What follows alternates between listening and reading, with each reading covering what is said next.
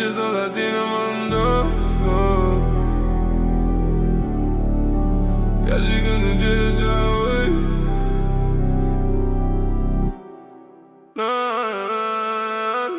Mi poftă de tine în fiecare seară, de vocea ta caldă care mă conjoară.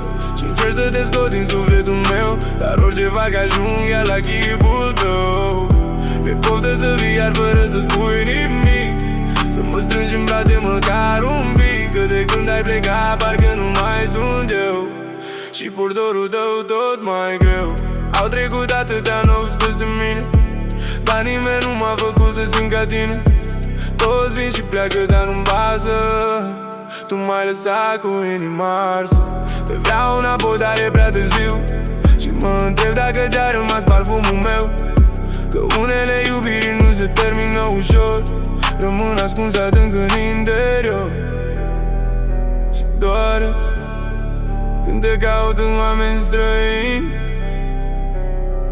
dar nimeni nu are ochii tăi senin.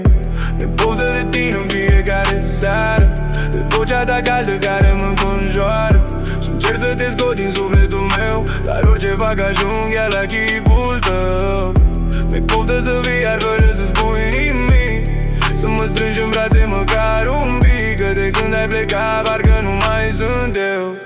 Și purdorul tău tot mai greu.